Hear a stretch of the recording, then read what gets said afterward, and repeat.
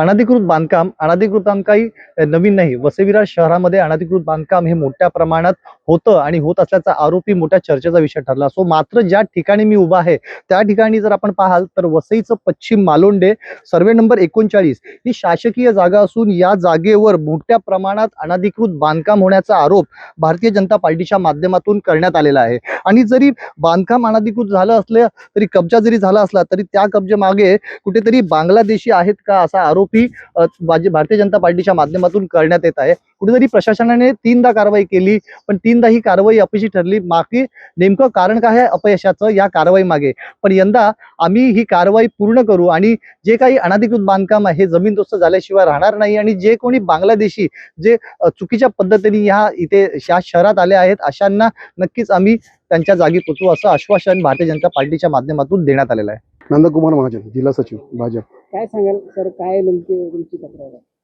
तर तक्रार अशी आहे की आपल्या इकडे आपले जे महापौर स्थानापन्न झाल्यानंतर त्यांनी घोषणा केली होती की मी एक पण वीट अनधिकृत लावू देणार नाही. तरी देखील महापालिका प्रशासन, तहसील प्रशासन आणि पोलीस प्रशासन यांची उदासीनतामुळेच इथे मोठ्या प्रमाणामध्ये बांगलादेशी आणि रोहिंग्यांचा संचार वाढलेला आहे. पाचूबंदरमध्ये जेटीवर काम करणारे, मच्छीमारांच्या होडीवर काम करणारे जे कामगार आहेत ते मोठ्या प्रमाणात बांगलादेशी आणि रोहिंगी मुसलमान आहेत. नायगावमध्ये पण त्यांची आहे. त्यामुळे त्यांच्या वावरामुळे इथे मोठ्या प्रमाणात जे फ्रूट विकणारे व्यापारी, फळ विक्रेते आहेत त्यांचा मुक्त संचार वाढलेला आहे. आणि ते अनधिकृत धंदे पण करतात. त्यांचा ड्रग्सच्या मध्ये पण त्यांचं इन्व्हॉल्वमेंट आहे, चरस गांजामध्ये त्यांची इन्व्हॉल्वमेंट आहे आणि ते चाकू सुरीगाजीमध्ये पण त्यांची इन्व्हॉल्वमेंट वाढलेली.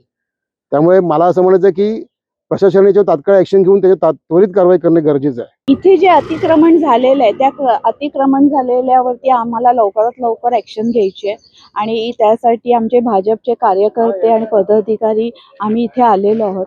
आणि इकडचे आमचे लाडक्या स्नेहाताई आमदार आहेत, त्यांनी त्याच्यावरती कारवाई करायला सुरुवात पण केलेली आहे. आपल्याला चांगला प्रतिसाद पण मिळतो आहे. आणि त्याच्याबरोबर इकडचे जे स्थायिक लोक आहेत मुस्लिम, त्यांनी काय केलं, आपल्या नातेवाईकांना बोलून इकडे स्थायिक केलेलं आहे. तर त्याच्यावरती आम्हाला दखल घ्यायची आहे आणि लवकरात लवकर ती ॲक्शन व्हावी यासाठी आम्ही प्रयत्न करतो आहोत. आणि दुसरी गोष्ट आहे की ही जी लोक येतात आहेत बाहेरून, तर ह्यांना कसं तुम्ही परमिशन देतात आणि इकडे जे घरं बांधलेली आहे, साधा आता नवीन कोणी काय बांधलं तर तुम्ही अधिकृत म्हणून ते पाडता, मग हे का पाडत नाही? कारण हे कोपऱ्यात येऊन राहिलेले आहेत. आणि तुम्हाला एक लक्षात येईल, इथे समुद्र आहे जवळ आणि आपल्याला पाकिस्तान जवळ आहे. स्पीड बोटनी जर तुम्ही गेलात तर ॲटलिस्ट मला वाटतं 8 या 10 तासामध्ये पाकिस्तानमध्ये आपण पोहोचू शकतो. तर एखादं स्मगलिंग पण होऊ शकते या काहीही होऊ शकतं. तर इकडे त्याच्यासाठी ही लोक स्थायिक झालेले आहेत का, या गोष्टीचा पण तुम्ही विचार करा आणि लवकरात लवकर ॲक्शन घेऊन जे काय ती कारवाई लवकरात लवकर करावी अशी माझी इच्छा आहे आणि इकडच्या सगळ्या कार्यकर्त्यांची इच्छा आहे. आपल्याला काय वाटतं की या ठिकाणी बांगलादेशी आहेत का? हो, बांगलादेशी आहे. म्हणजे आज बँड्राहून जी कारवाई आपले माझे खासदार डॉक्टर किरीट सोमयाजींनी केलेली आहे ती खूप उत्तम प्रमाणे केलेली आहे. पण आता काय झालंय, तिकडनं सगळी लोक निघालेत आणि सगळीकडे पसरायला लागली आहेत. त्यामुळे आता एक प्रकारची भीती वाढली आहे. जशी आता नवीन होत आहेत, तर माझं एकच आहे, प्रत्येक पोलीस स्टेशनला लेटर गेली पाहिजेत आणि कोण नवीन येते काय येते त्याचा सर्वे लवकरात लवकर केला पाहिजे आणि लवकरात लवकर यांना परत बांगलादेशी पाठवले पाहिजे. नमस्कार, मी प्रतीक चौधरी. काय सांगाल, काय तुमची नेमकी मागणी आहे, काय होत आहे? आपलं जसं आपलं इथे डेव्हलपमेंट म्हणजे वसई आपली जे महानगरपालिका स्थापन झाली त्याच्यानंतर आपला डेव्हलपमेंट प्लॅन लागू झाला. त्याच्यानंतर त्याच्यामध्ये आपल्या इकडे प्लेग्राऊंडचं आरक्षण होतं. एक आपल्या शाळेच्या म्हणजे जी पूर्विका शाळा आहे त्याच्या बाजूला जी जागा आहे सरकारी जागा तिकडे, आणि सर्वे नंबर 39 मध्ये आणि 69 असे जे आपले मालोंड्यामध्ये 3 सर्वे नंबर आहेत ही संपूर्ण जागा म्हणजे आता इथे जे आपण उभे आहेत तिथपासून ते एकदम पार तिथपर्यंत म्हणजे आपलं सरकारी गोडाऊन तिथपर्यंत पार ही जागा जी आहे ही पूर्णपणे शासनाच्या मालकीची आहे.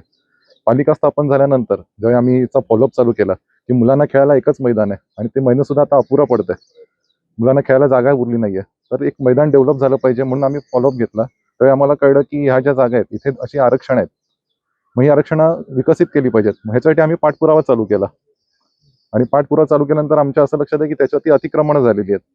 मग तहसीलदार कधी ह्यांच्या म्हणजे महानगरपालिका सांगतात आम्ही त्यांना संरक्षणासाठी दिलंय, पालिका सांगते तहसीलदारने अजून आम्हाला हँडओव्हर नाही केलंय, मालमत्ता व्यवस्थापन काहीतरी वेगळं बोलतंय.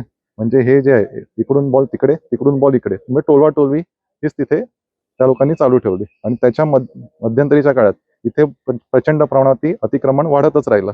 आता हे अतिक्रमण कसं वाढलं तर जे स्थानिक सत्ताधारी आहेत, म्हणजे इथे कोण नगरसेवक आहेत किंवा काय, ह्याचा शोध घ्यायला पाहिजे. आणि त्यांच्या संगनमताने असेल आणि भ्रष्ट पालिका अधिकारी की आम्ही कंप्लेंट करतो तरी पण ते हे नाही केलं आणि तिथून ती अतिक्रमण वाढत गेले. आणि अतिक्रमण वाढताना त्याचा त्रास जे आमचे इथे स्थानिक मुस्लिम बांधव आहेत, जे परंपरेने अनेक वर्षांपासून पिढ्यानपिढ्या बसत राहतात, त्यांना सुद्धा त्यांचा त्रास होत आहे. आज कोळीवाड्यामध्ये ते आमचे जे चांगले काही स्थानिक मुस्लिम बांधव आहेत ते सुद्धा ह्या अशा जी समाजविघातक लोक आली झोपडपट्ट्यांमध्ये त्यांना त्रस्त आहेत.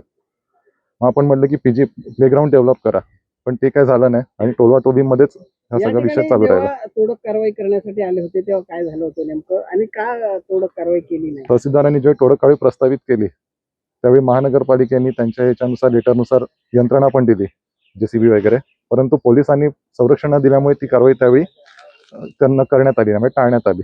आणि अशी एकदाच नाही, असं 3 वेळा आतापर्यंत घडली, म्हणजे 3 ते 4 वेळा अनेक लोकांनी ह्याच्यावरती हे केलेलं आहे, पण कारवाई काय होत नाहीये. काय वाटतं कोण आहे या पाठीमागे आहे? आता स्थानिक सत्ताधारी त्यांनी मनावर घेणं आवश्यक आहे. आज सत्ता तुमची केंद्रात तुमची सत्ता आहे, महाराष्ट्रात तुमची सत्ता आहे आणि तुमचा अजेंडा पण हाच होता की जे बांगलादेशी असतील, रोहिंगी असतील यांना त्यांच्या गावी परत पाठवायचं. का नाही होत आहे?